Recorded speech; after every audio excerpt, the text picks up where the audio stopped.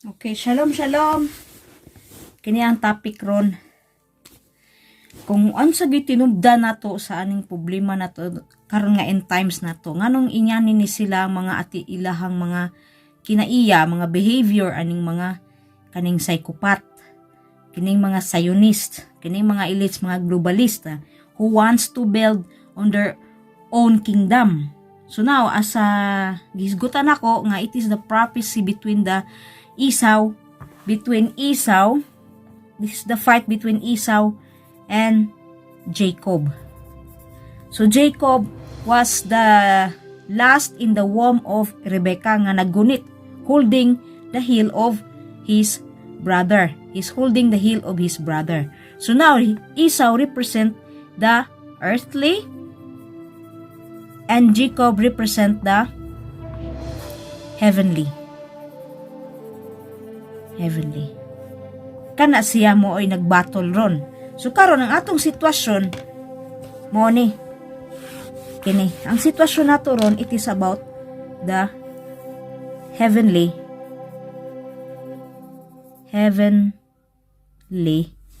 and the physical or the earthly. Let's see the earthly. Since Esau is an earthly because he is red, Adama, earthly na siya. Kung mo arita dire earthly na siya. Represent ni Esau. This is Esau. And this is Jacob. Ang problema ni ron, ang nag-represent sa kang Jacob mo na yung gitawag sa Torah nga the Star of Jacob. The Star of Jacob. So, ba ang Mashiach, the Shiloh. So, unsay heavenly, which is the evil. This is evil. This is good. So now, good and evil. So now, we are in the final goal sa atong time karon nga this earth must be cleansed. To be cleansed. Nganong i-cleanse man ni siya?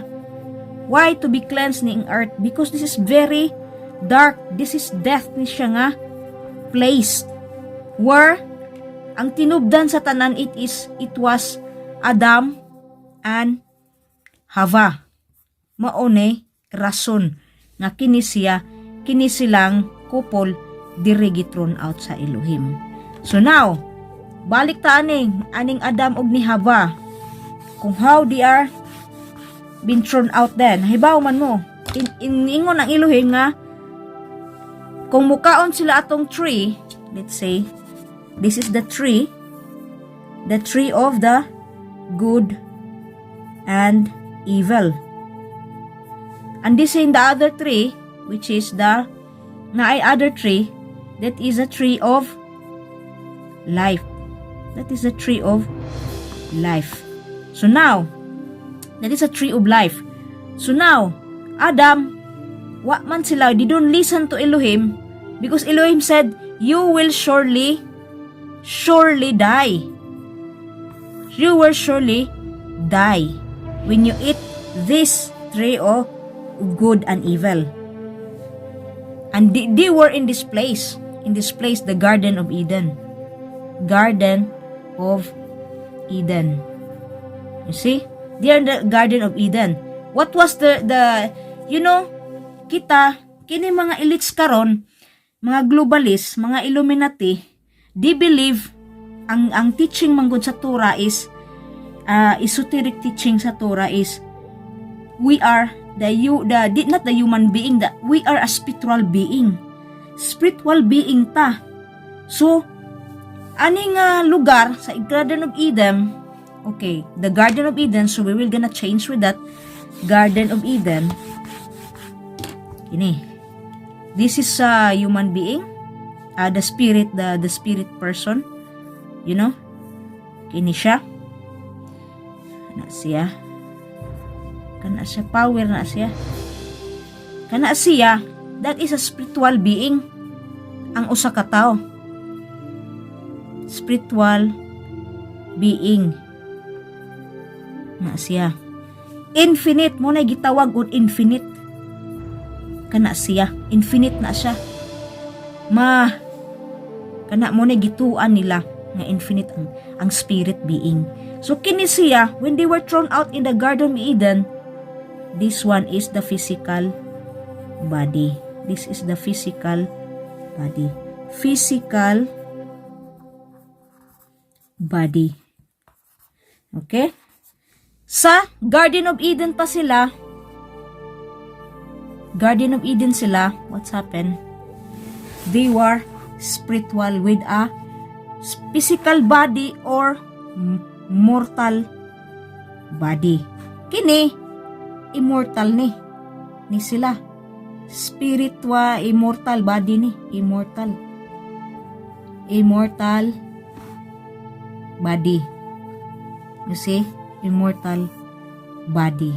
So, we can consider this kini siya nga gitawag ni sa scripture og garment.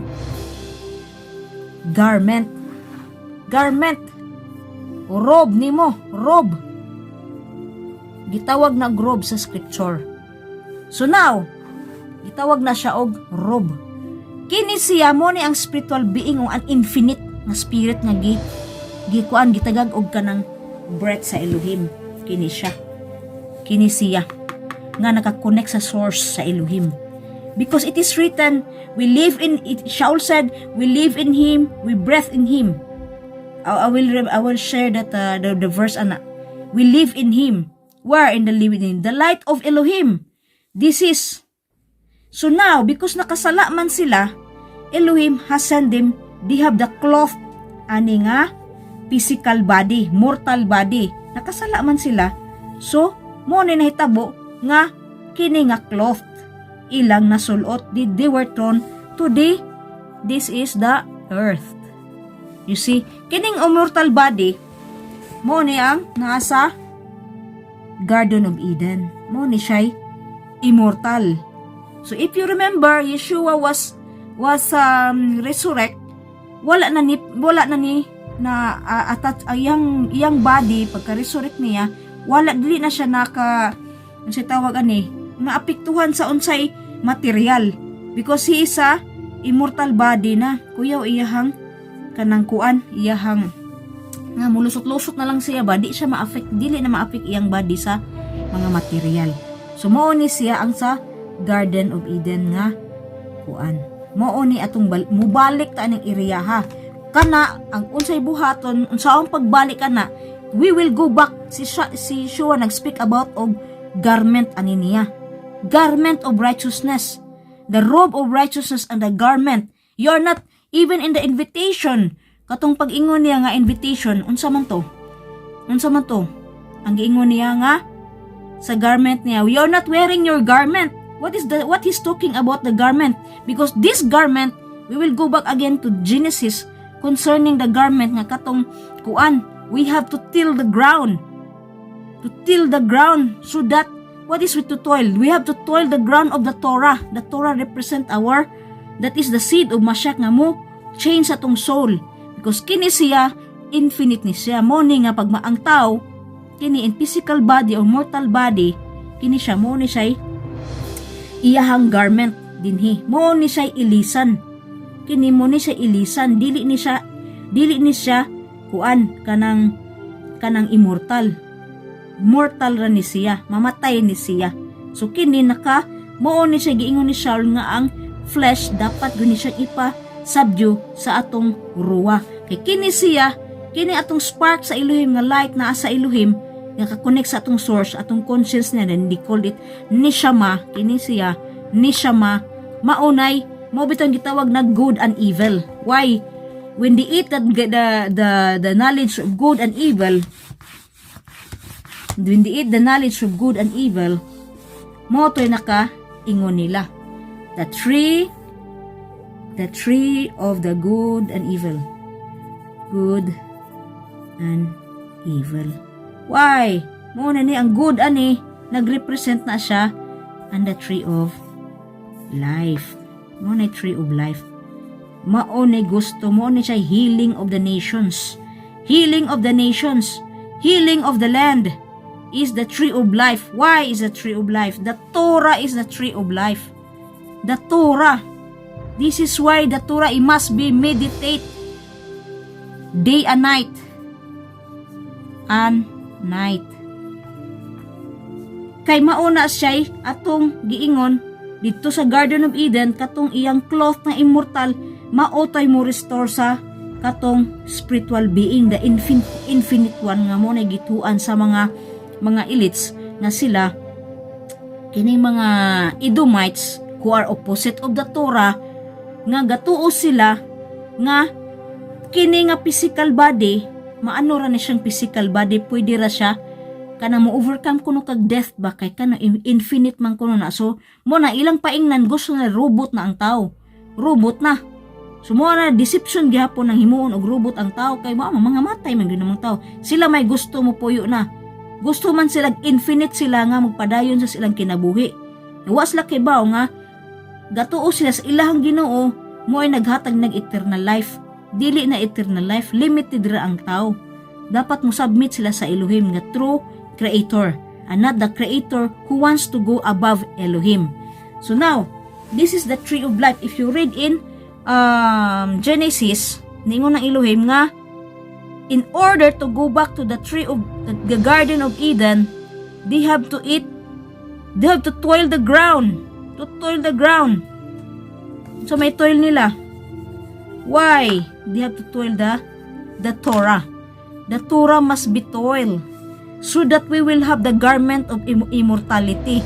And this is what speaking by Shaul in the moment of the twinkling of an eye kung kita worthy ta sa iyahang atong pagwalk ni Messiah unto obedient ta unto the end we endure unto the end sa mga kasakit diri aning yuta because we are not belong of this world because this world was the place with Adam and Hava thrown out. The restoration is in Mashiach. He is the one who restore, who cleanse us in our sin, the sin of the death. Kaning death, the wage of sin is death. This is what Yeshua was. Si Yeshua mo ni ni kanang redeem na to in the last 4,000 years ago. That was spiritual because kana siya ang blood ni Yeshua we are paid by the blood of the lamb. The blood is represent with the kanang kuan atonement. That is to atone the soul. The blood is used to atone the soul. This way we don't eat a blood. Mo na gisugo sa Torah. We cannot eat blood. We cannot drink blood. So this why kining mga opposite sa Torah di drink blood. Ang sa Torah di sacrifice animals. Mo na require sa Elohim. But kining kang nahash what iyang sacrifice are human being. Mo na gipang kuan niya mga immortalities opposite what is from the Torah. He always mo na gi-require niya blood. Mo na iya ha. Ang blood niya. Mo na iyang i-offer sa kang nahash. Mo na iyang pa-offer. Ang Elohim, ang siya gipa-offer niya sa kanang kuan sa kanang Torah, only the blood of the animals to sprinkle. So Elohim make a temple for his kanang people nga diri sa aning lugar in the earth where Adam and Hava throne nga naa siya connection sa kuan, naa siya connection sa iyang mga katawhan nga at least dili gyud ma-separate iyang mga katawhan kung even naata sa yuta. Even og nata sa yuta dili makuan. For example, no, this is the earth where Adam and Hava throne and this is the heaven. Let's say lang because in the esoteric teaching di many deeper level of mga heavens. So that is more deeper pag yun na siya. So ari lang ta sa mga masayon nga sa world of Asiya man gitawag ni world Asiya. And this is the world of ang second nga earth is the spiritually Yitzira, and then the third heaven is called the third heaven. That is the I don't remember. Mo ni gitawag ni Shaul og third heaven. Ang kini kay ang world of place there is man ana man tani ang other world ani nadyo sa ka world ani the world of Yetzira kini mga mga spirit ba, spiritual being na adiri sa second world. So kini mo third heaven ni ang gi-mention ni Shaul. So now kini nga heaven, kini nga earth mo ni siyang place nga na-separate na siya sa Elohim. Why? Because this is death money. Death money is equal to death money. Mao maning thrown out si Adam nga namatay sila sa Garden of Eden. This is where we're thrown out. The presence of Elohim is not here. What is that earth in the presence of the center of this earth is His people. Ang people niya, Israel. Mauni nga, ang gikuan niya, Israel, Torah. Mao na siya, Torah is light, di ba? The Torah is light, mo na maghatag light sa kuan, sa world ang Torah. Kung kita mo execute mga moral laws, which is the moral laws kanang mga kuan, good ba good, nagrepresent sa good. So ang evil opposite na kay karon nga time mo reveal lagi doon sa mga evil. So wa na, di nakakita good ron kay wa man ni reveal naman si Satan, the work of Satan in the man of lawlessness, the man of the perdition. Mo diha na gipakita iyahang pagkasiya, because we are in the final goal na to kay gatuo pa man siya iyang mga sakop niya nga kining dapita world of earth, Asia or the earth, gatuo siya nga mo reign sila aning yutaa. Dili na kaysa naana man ang si tawag ani ang panaad is the elder shall serve the younger. Mo serve siya sa younger. So kining siya si Esau mo na ang gikuan nga prophecy. Ang elder mo ay mo serve sa younger. Di man. At the end of this restoration, ang elder mo serve sa younger. Why? Kay kinigong kuan, kinigod siya. Kinigong ating padayon sa tani. Kini ani dinhi gatuo siya. So kini is soon to come down na. Dako kayo ni istorya ha. Oy, di ni madagig usa ka istorya ra. Grabe ni siyang istorya ha kay magkakatap-katap na ang iyang kuan ba? Iyang purpose na to di sa yuta. Nindot kayo ning istorya sa Elohim. Kini mo limpyuhon sa Elohim. When this heavenly will go down, the Jerusalem above mo go down ni siya. Kini light naman ni, light. Mo bitaw nang giingon sa Revelation nga wala nay moon ug light, moon ug sun, because this is light naman ni. So naa na diri ang kuan. Because it will be the manifestation sa sa full of light of the Mashiach. Kay wa na ning darkness, mairis na ning darkness. Ma-fade man ni. This why kinahanglan siya nga na ay restoration. Restorationing dapita. So katong nangamatay nato siya sa place of kanang chamber nga gitawag ni sa Book of Isra og chamber nga very dark place. Dark place ni siya. Naghulat ning mga soul ani. Naghulat ni sila sa judgment. Sa paghukom sa Elohim ba igbalik ni Messiah. When we will have the restoration or the tikkun ani nga earth sa yutan-on, we will have the restoration. Ang mahitabo mahimo ng kuan kanang mahimo ng ma-restore na ni siya katong mga soul nga tuan na to ni Masya katong namatay na after ni Yeshua, di kung sila gi sa kuan naghuwat pa tong after ni Yeshua, maghuwat pa to sila sa kanang resurrection ba. Resurrection, ika-resurrect na. Kini nga mga soul, ug katong nagwalk ka ni Yeshua, maghulat ni sila og resurrection.